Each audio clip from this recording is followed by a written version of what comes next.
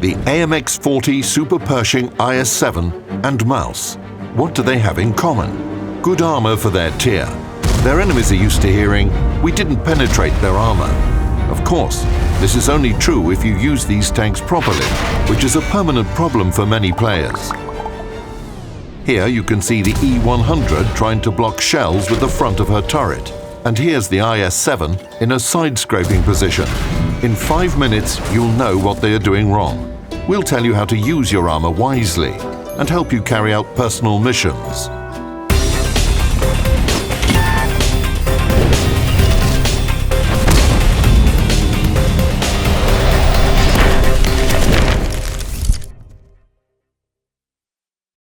Thick armor, sloped turrets, and well-angled armor plates. All this increases a vehicle's survivability. However, you cannot have a tank that's completely invulnerable. The lower glacis plate, sides, rear, and cupola. These parts are easy to hit and penetrate. That's why it's important to learn how to protect your tank. World of Tanks players call it blocking damage. It is based on the rules of penetration mechanics. A vehicle will block a hit if the armor's relative thickness is higher than the shell's penetration capability, the shell hit a screen or an external module, lost energy, and failed to penetrate the main armor, a ricochet occurred. Any of these events can happen, thanks to either the designers who've taken care of the vehicle's protection and equipped it with thick and well-sloped armor, or the commander's decision. This tank doesn't have thick and sloped armor, but an experienced player would position it in such a way that shells hit the armor at more than 70 degrees to the normal and ricochet. In this case, we say the tank is in a side-scraping position. If the vehicle turns further, the risk of penetration increases. Greater angles are required against stronger guns. The techniques to protect your tank are well known. Here are the most popular ones. Blocking damage with the turret. Blocking damage with the hull's front. Side scraping and blocking damage with the side. Reverse side scraping. Forcing the enemy to shoot. These tricks are also accompanied by hull dancing, which means wobbling your hull and turret. This makes it difficult for the enemy to aim and fire at your vulnerable spots. It may seem that everything's simple, roll out and block damage, but we fight battles on different maps and face different enemies.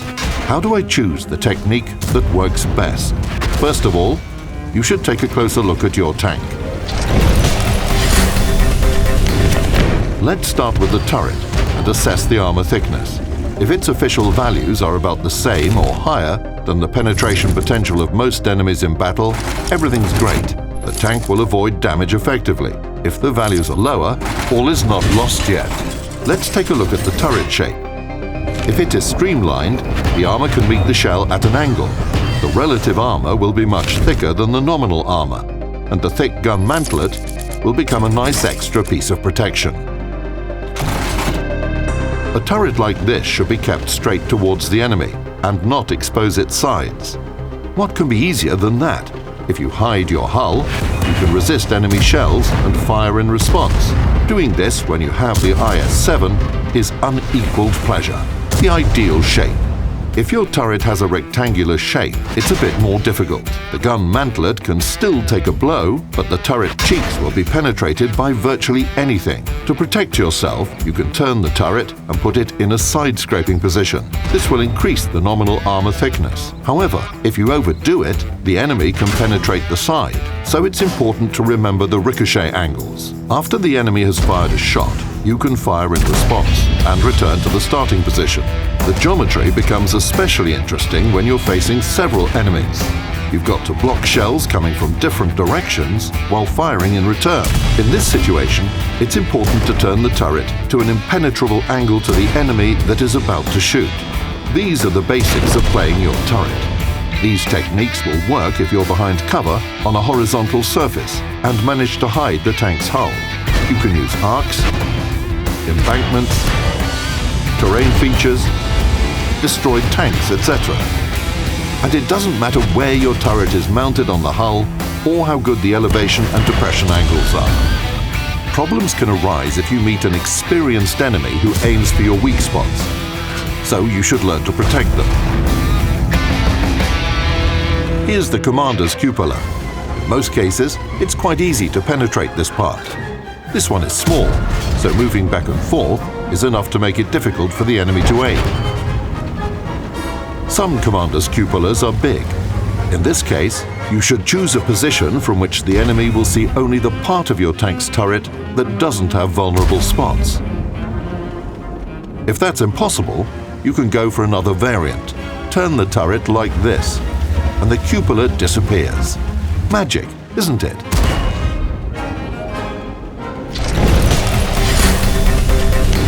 Life becomes more colorful when your tank's gun depression angle is more than 8 degrees. Hills, mountains, and other sloping surfaces become your best friends. You hide your hull and meet the enemies in full control of the situation. This is how you can protect the commander's cupola and thin turret roof. If you get to sloped terrain, these parts will become a difficult target. However, a lot depends on where the turret is attached to the hull. If it's closer to the rear, you can forget about taking position on top of a hill. You're better off riding down to the foot of the hill. However, even small depression angles aren't critical for a tank with strong armor.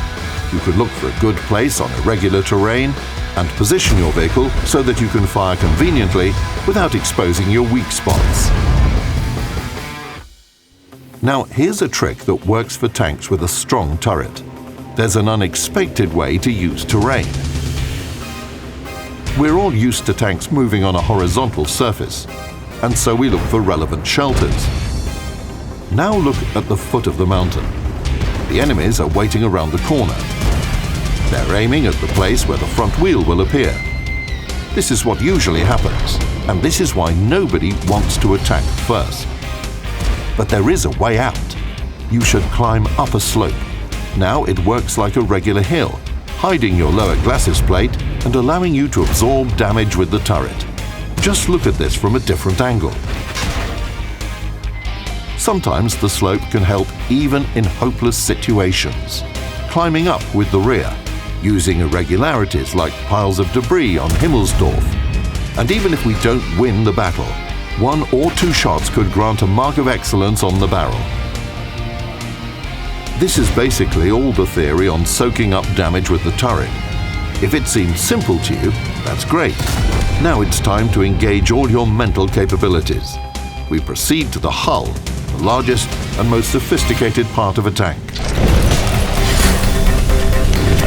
Following tradition, we'll start with the hull's front. It would have been nice to have thick armor here, so that no one could penetrate it at all, but then the tank would be very slow.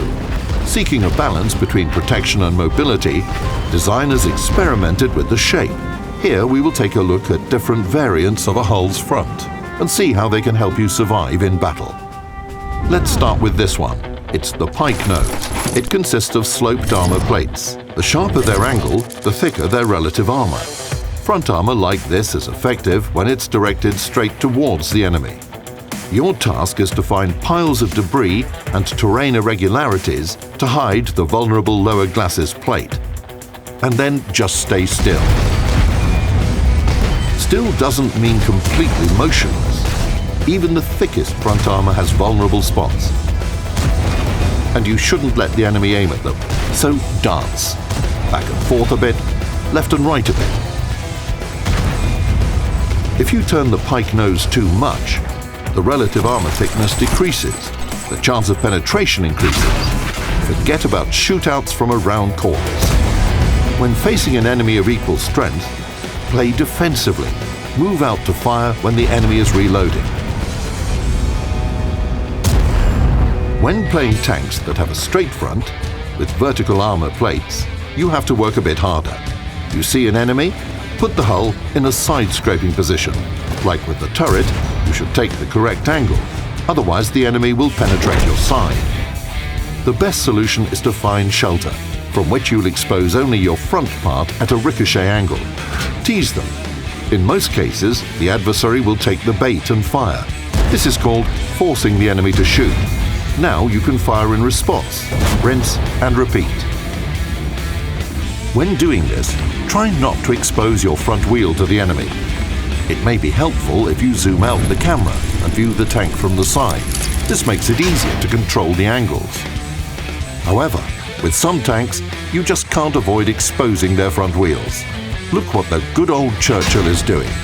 You think he carelessly exposed his side to an enemy shot. Nothing of the sort. The side is still safe.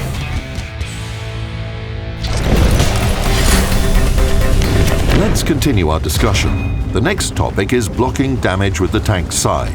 To resist the shot, you should put the tank in a side-scraping position behind cover and hide your lower glacis plate. The efficiency of blocking damage will depend on a combination of the hull shape, relative thickness of its armor plates, availability of screens, and armor protection of the running gear. This is the E100. Everybody knows that this tank soaks up damage with its side. Why? First, the shell has to penetrate a 60mm screen. If the tank is positioned properly, this value more than doubles. The projectile loses part of its penetration potential and hits the chassis, which is 40mm thick. The running gear is an external module, so irrespective of the angle, her thickness is always of nominal value. Anyway, the shell will lose part of its energy again and try to penetrate the hull's relative armor, which is over 250mm thick, and fail. This tank will definitely play its side. No doubt about it. But the problem is that most vehicles can't boast armor like this. Moreover, in practice, one tank can play its turret pretty well, while another fails to do this efficiently. And even thorough analysis of the specifications doesn't always help reveal the reason. But there is an answer to this, and it's not about the numbers. Let's find it using two tanks as an example. The Kranwagen's hull is officially 70mm thick, and the running gear is 30mm thick. The T-57 Heavy's hull is just 44mm thick, and its running gear is 20mm. Judging by these figures, the American tank doesn't have a chance. The IS-7 will test how strong their sides are by firing shells with an average penetration capacity of 250mm. Here's the result. Swedish tank is penetrated with almost every shot, while the T-57 Heavy resists the hits much better. This is what it's all about. The Kranwagen's running gear is as strong as that of the IS-7. Having pierced through it, the shell loses 30mm of its penetration capacity. But then it meets the vertical armor plates, whose relative thickness is 140mm or higher. The tank's side can block the hit only if a ricochet happens. But when it's no longer a ricochet angle, the shells start penetrating the armor. In the heat of the battle, this happens almost every time. Therefore, it's best to recall that this Swede has an excellent hull and can use it to soak up damage. The T-57 Heavy has weaker armor on its running gear, and there is a thin hull behind it. But the US tank's hull has a rounded shape, which can work wonders. Look at the angles at which a shell meets the armor. The T-57 Heavy can be less careful, but still receive ricochets and non-penetrations.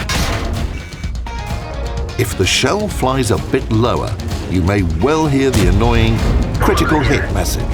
So here's some advice. When facing the Heavy, fire at the upper part of the tank's side or at the lower part of its turret. Then it's much easier to damage the tank. What else should we pay attention to before beginning to block damage with the side? Often you can see a pretty thin side between the track lines and the fender.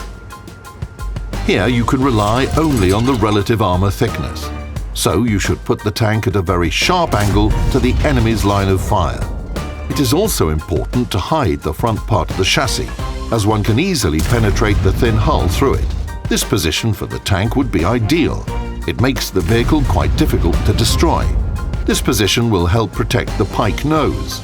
In this case, you should try to expose the rear part of your tank's side and encourage the enemy to fire. By the way, when a tank with a Pike Nose is exchanging shots from around a corner, you can use a different side-scraping position. It's called reverse side-scraping.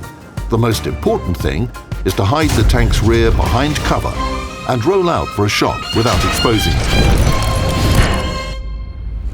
Now you know everything you need to figure out which tanks can soak up damage and which can't, and most importantly, what the appropriate protection techniques are. However, theory alone won't be enough. Go to the training room and try to block different types of shells from the most dangerous enemies. Find the angles that allow you to resist their hits, and watch guides by the video makers to reinforce your knowledge. Good luck in battle!